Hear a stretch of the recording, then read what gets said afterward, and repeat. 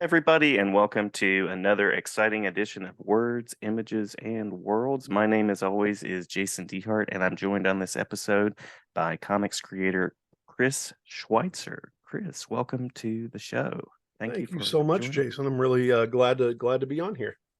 Yeah, absolutely, my pleasure. Thank you for joining me on a Saturday morning. I've followed your work for some time and enjoy it a great deal. So, pleasure to talk with you. Well, thank you so very much. I am. We have a lot of people on, and by we I mean me and my computer, I guess. There are a lot of people that come on that do different things. I've had poets, educators, prose novelists, all of that sort of thing. But I do have a special place in my heart for comics. So, what was it about comics that drew you into this particular medium? The biggest aspect is that it gave me an opportunity to indulge all of the different disciplines that I enjoy working in to some degree or another. I like writing, I like researching, I like although I'm not I like acting. I don't like I grew up doing theater stuff. My dad ran an opera company, and but he was of the mind that you give people the script, you give people their music, a couple months out, and then they show up for a week before the performances, and rehearse really heavy and then do the performance. And so community theater, school theater was always a bit of a drain for me because the rehearsals would last for weeks and Mhm. sometimes months, and that's not something I've ever with any project. I like to engage in it sort of frenetically, and then work to its completion as soon as possible. And so comics allows me to do a lot of the theatrical and film type of stuff that actual theater and film don't. I get to frame shots, I get to make the characters act, I get to do costume design, I get to work with body language and inflection. There's all of these different aspects of things that I enjoy, but I get to do them my way. I'm not a particularly enthusiastic collaborator. I like to work solo. I like to be by myself 95% of the time. Mhm. And so comics is an avenue through which I can do all of that stuff. And there, just like with anything, there are a lot of technical aspects that I get really excited about. Like, how does the page work? How do I make the eye move from one panel to another? Are there any ways that I can do this in a manner that is, at least to me, innovative or exciting or dynamic, that bolsters the story and works in service to the story without distracting from the clarity of reading. So there's a lot of things about comics that I really like and that suit me personally very well. I love those connections between film and comics too. When I use comics in the classroom, I talk about like splash pages as like establishing shots, and I Mhm. talk about the close-ups. Of course, I always pull in Scorsese and talk about some of that. But then as a kid too, like my introduction to comics was Batman. And Mhm. so, the Tim Burton film. So I had this kind of like cross media filmic kind of entry into comics to begin with. So Yeah. it's just kind of it lives together in my mind. And I think there's a lot of that with comics, and and also, we think a lot about movies being adapted from comics because that happens a lot. And likewise, there are comics adapted from movies. I think you see that less frequently now, that there isn't as much money in just general license comic stuff as there used to be, when you could get a Scooby-Doo comic or a Simpsons comic, or what have you. Mhm. I think the SpongeBob magazine was probably the last big huzzah of that kind of uh thing. Although, there's still Cartoon Network ones being put out by Boom and things along those lines. So yeah, and sometimes there's good work with that, but I feel like from the once there were two forms of media, cave paintings and, I don't know, textiles, there started to be Mhm. back and forth between those. And I think that's also something that I really like, is that all forms of narrative media influence each other. There's always been a degree of pulling from one to another, sometimes literally, in terms of title and character and plot, sometimes through, genre carryover, through some of the technical aspects. I think we are real familiar with Will Eisner and how he, would try really hard with the Spirit newspaper supplements to pull things from some of the the filmmaking techniques of the time, especially Citizen Kane. And so I think there is a lot of that, and I love that malleability with the medium and between mediums. And I think that sometimes, for a long time, when you saw comic influence on stuff, it tended to be almost exclusively aesthetic, and aesthetic in a bad way. I think like the Roy Lichtenstein stuff, the camp of the Batman 66, which I love. I love Batman 66, but I think that there was this sense of comics as this bright disposable art, and the idea of shot composition and things like that never really influenced, like how the comic artists were drawing things didn't really influence stuff until a little more recently. And you have, I think, I think Zack Snyder's a really divisive figure for a variety of reasons, but I think that um one of the things that, especially with 300 and yeah, any of those early Miller adaptations, you really saw a lot of how comics were being done, those shot compositions, and especially once you could start digitally manipulating lighting and frame speed and things like that, you started to see more of a visual influence of comics and the storytelling, and Scott Pilgrim, all these things where you're starting to see those carry over. And in uh I think in movies that have absolutely nothing to do with comics, and TV shows that have nothing to do with comics, but you still see degrees of that, uh Yeah. that that influence of how things are carried across. I think, anyway, I'm digressing, sorry. No, no, it's fascinating stuff. It really is. Um, you mentioned that about 95% of the time you like to work on your own. Is there any particular collaboration, anybody that calls you on the phone or messages you and you go, yeah, I'll work with them anytime? Like, would there be, or is there, I guess?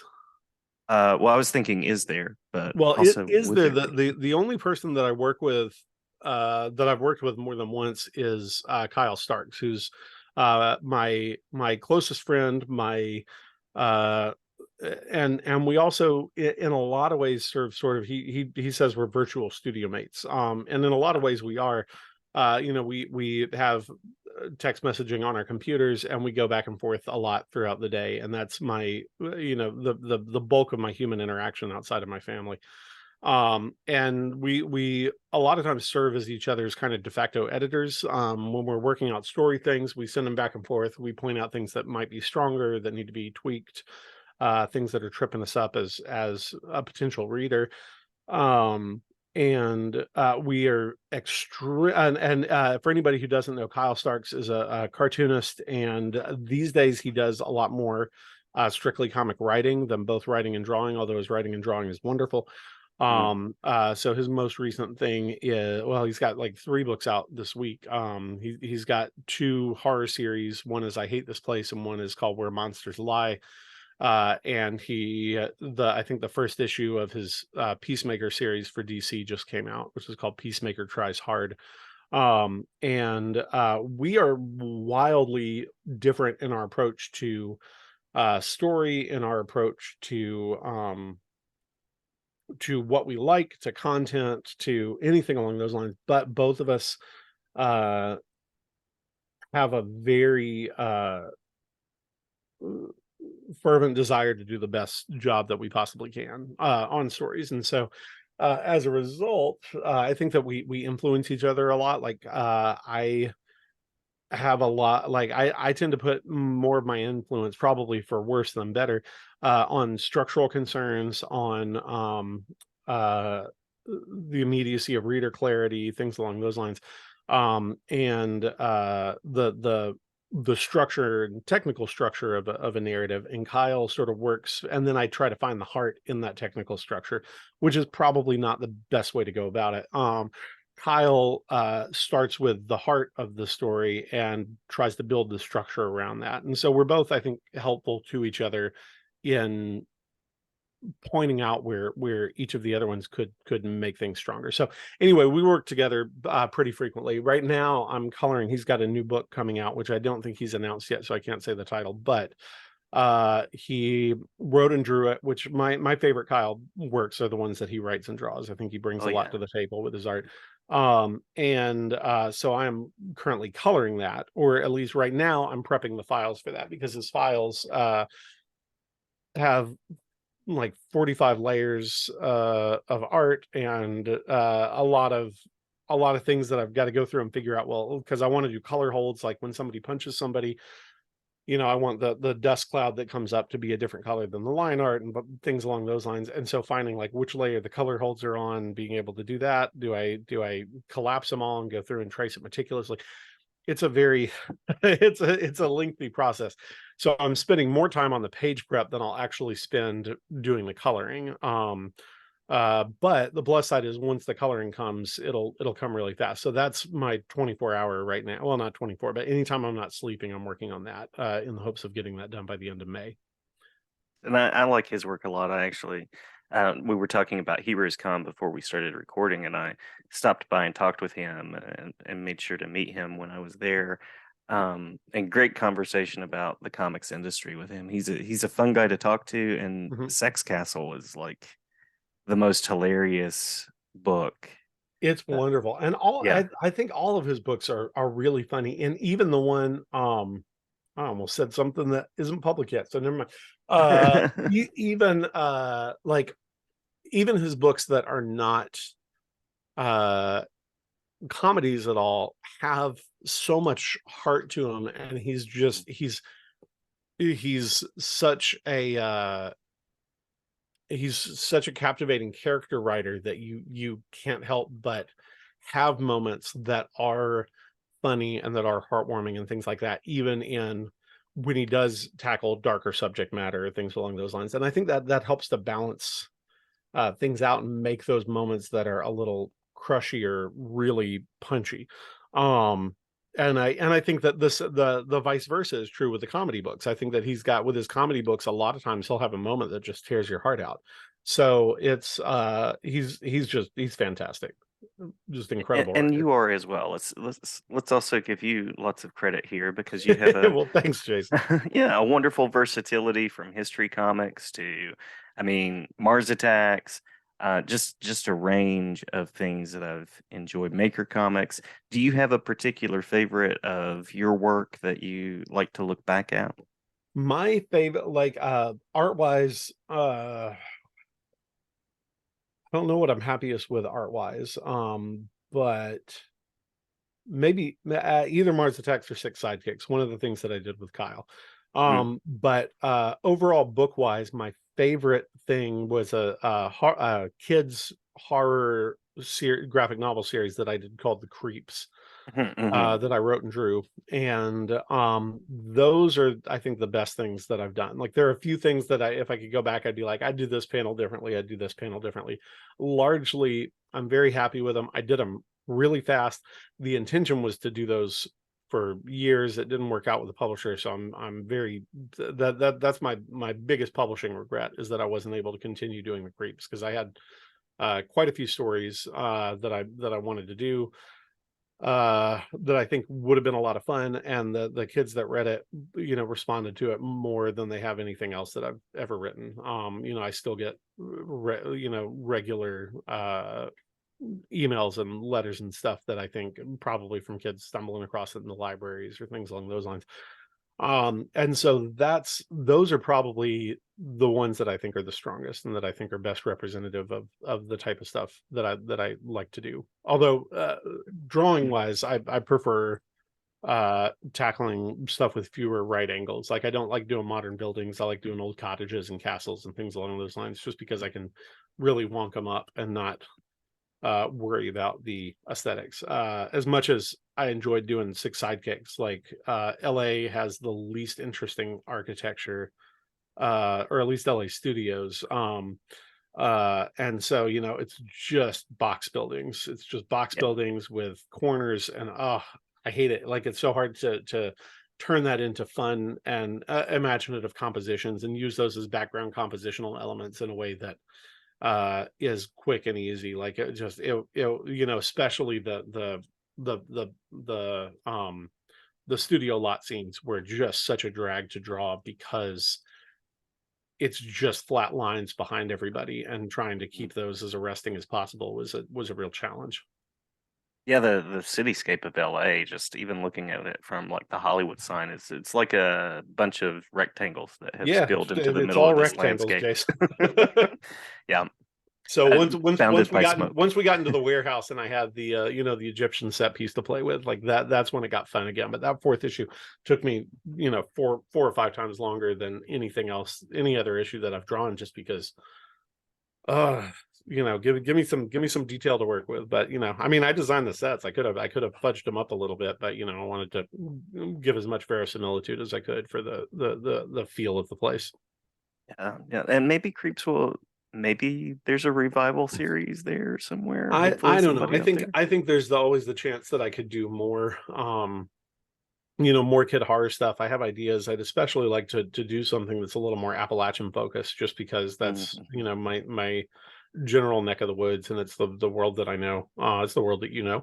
Yes, it Um, is. Yeah. but I think one of the things that I'm trying to get away from, when I first started doing comics, like, if you were doing kid oriented stuff, really the publishers wanted series books, because that's where the market was, that's where the money was.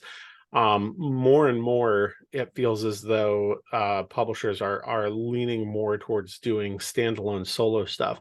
And I've thought so much in terms of story construction about how to create what are essentially picaresques, how to make a story where the beginning and the ending put the character back in the same place, and the meat of the story is throughout, so that you can move from one book to another and read them more or less interchangeable, which kids will do because of accessibility to those books.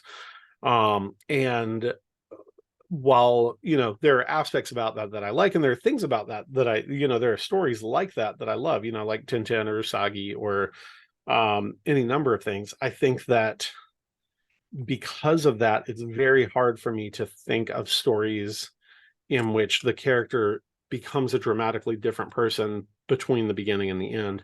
Hmm. And I think that those tend to be the stories that that readers most care about, because they do grow with that character, and they see that character grow. And that doesn't mean that there can't be a sequel to that story, but it means that you can't look at that story through the lens of what will the sequel be, because then you're going to start to put brakes on yourself. And that's something that again, to take it back to Kyle, that's something Kyle is very good about. Like, he can, if they want to do another series, he can come up with something, but he has a hard stop sign on the end of whatever story that he's telling. And as a result of that, people care about those characters, and they want to see more with it. And that's a better, uh, I think that's a much better situation to find yourself in than to craft a narrative that really works best as a larger body of work, and not necessarily get to that larger body of work and only have a couple of installments of it.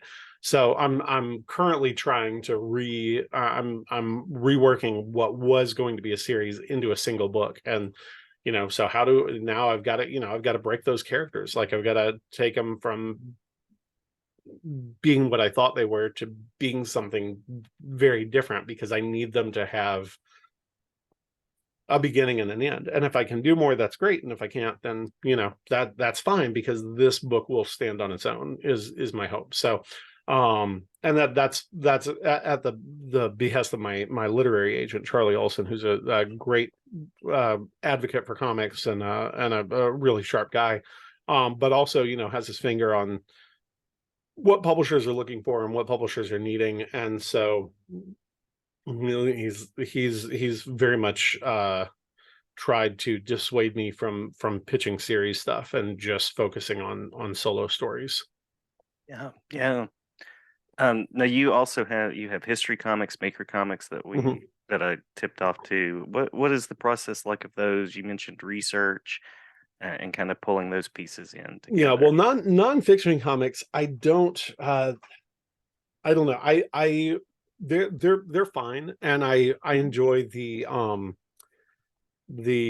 I enjoy the educational aspect of it. I love to teach, and it's nice to have an avenue through which to do that directly rather than trying to cram in as much uh sort of tangential side stuff into a narrative, which I want to do.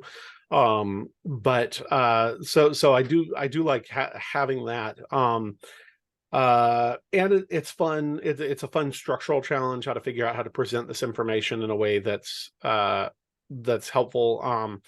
I tend to view everything through a pretty holistic lens. Like I feel like it's very hard for me to tell about one thing without telling about 45 other things to give it context. And so trying to figure out how to explain how engines work for the car maintenance book that I did, or how the Roanoke colony disappearance isn't actually that much of a mystery if you understand these 25 other things. Trying to figure out how to frame that in a way that isn't perpetual asides, um, and in a way that's linear is Mhm. a real challenge, and also good for me as a person to have to work on, because it makes it to where I'm better equipped to explain things in real life, as opposed to uh,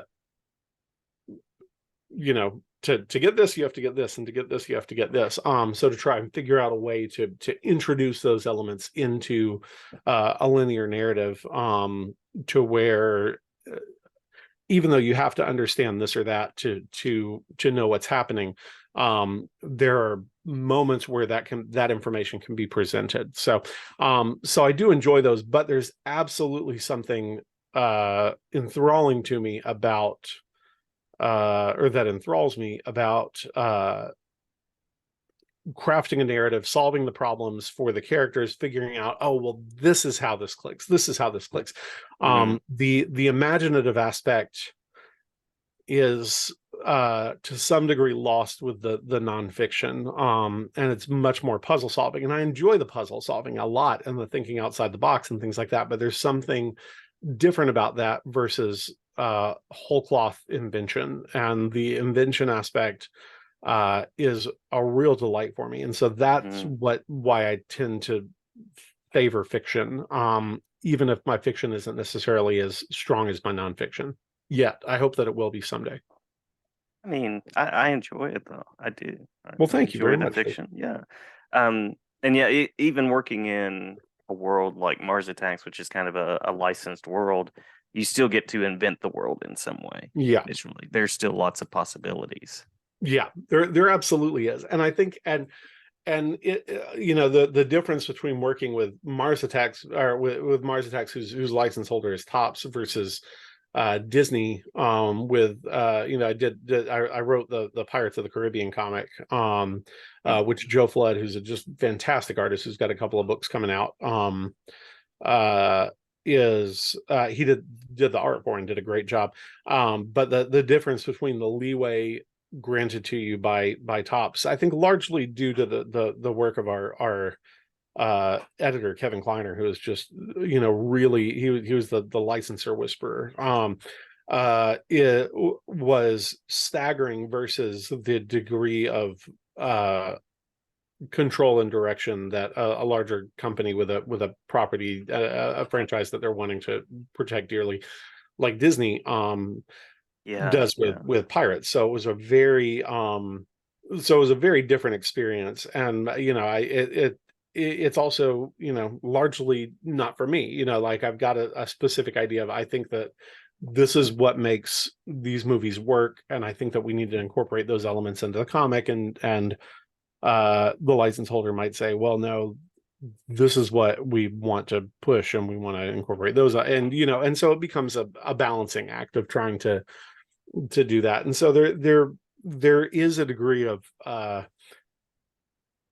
innovation and imagination when you're playing in somebody else's sandbox. But and some people absolutely love that, and I think I love it dependent on the degree of autonomy that you're given, and how simpatico you are with the license holder in terms of the alignment of your views of the property, which sometimes align really closely, and sometimes there's a lot more back and forth, and the less they align, I think the more struggling that process can be. As we come down to our last couple of minutes, I have one more official question. I think we need to do like a beard by beard comparison here. I think we Okay. we might share a We beard. both got white on the bottom there, so Yeah, yeah. I think we share a beard.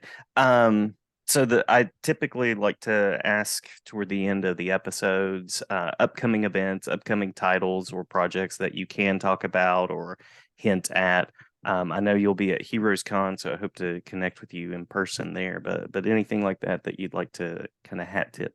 I don't have any new books coming out. I've got a story thing with DC, but I don't know when that's coming out, that I did with Kyle. Mm, I've got I regularly do a story for Scholastic Classroom magazine, but those are just distributed to classrooms. I don't think any of your listeners are likely to stumble across that, but that's some historical stuff. I really enjoy doing those. And the main things that I'll have at Heroes this year, and other shows that I haven't had before, are some wooden Christmas decor things, where I do a lot of I've been posting online for the past couple of years pictures of and stories about different Christmas gift giver figures from around the world. mm. Uh, Things like Belsnickel and Krampus and Mary Lwyd and stuff like that. And so I've made this pretty big. I've been drawing. The actual drawing is, it's broken up into multiple pages, but it's about 5 feet tall, of Santa's workshop, and it's got all these shelves, and I'm doing image transfer to put those image onto these wooden shelf display things that you can put up at Christmas, and play with the figures and things like that. So I will hopefully have those at Heroes. I've still got to finish the stables, the reindeer stables, but those are mostly penciled. I've got to go in and add the detail about all the bridles and harnesses and mice and birds' nests in the rafters and things like that. But the foundation itself is drawn. So it depends on whether or not I get this book colored in time, and have a couple of weeks to finish those up and start getting those made. Once more, I love the breadth of what you do. That's Thank you very much. Yeah, I love the creativity, and I love when creators are practicing and challenging themselves with different media, and so that's very cool. I'm a big fan of spending a lot of times on things that will make me far less money than I would probably make if I just sat down and drew comics. Which in itself is not necessarily a lucrative field, but I've been very lucky to be able to make a living with it. Well, and once more, I always enjoy your books, and looking forward to seeing you at Heroes Con. And anything else before we close out the episode? Any final words of comics wisdom or anything like that? I don't. Oh, I wish that I did. Pick up Kyle's new books. We mentioned, I think he's an incredible writer. Joe Flood, the other collaborator Hmm. that I mentioned, who worked on Pirates, he's got a book coming out. And I wish I could remember its name. It's about Knee deep. the pardon. Yeah, I think it's knee deep. I think is that the one? Is that the baseball one? Oh, no, no. Okay. I'm thinking about Oh, he's got like he's a got dystopian one. the underwater, yeah, the future apocalyptic one Yeah, okay, so that's he's got coming out from another one coming out too. he's got a couple. He's got one that I think came out maybe this week, which is about the foundations of baseball. And then he's got a YA sort of post-apocalyptic underground sewer adventure thing. which is Yeah. coming out from Oni Press sometime pretty soon, I think. So in terms of me, you can follow me on social media. I've got Schweizer Comics. You can check the show notes to see how my last name is spelled, and it's just butted up to comics on Instagram, Twitter, Tumblr. And I like right now I'm posting a different museum drawing of a sword or otherwise edged weapon from the Seen British that. Museum or the Leeds Armory, where I traveled last month and did a bunch of pencils, and so I'm inking and painting those and putting those up online, and I'll probably put those together as a sketchbook for cons this summer. Cool. Cool things. Well, I'll be sure and link the websites, your Instagram in the description. And I think Joe Flood is going to come on sometime in the near future and Oh talk well, more. fantastic! I'm very glad to hear it. I look forward to that episode. So he's a great fella. Oh yeah. Jason, thanks so much, and thanks for. I know we ran longer than your usual episode All length because right. I am a Quite all right. chatty Cathy. So thanks for your patience with me. No, not at all. A wonderful conversation. Thank you so much. All right, thanks.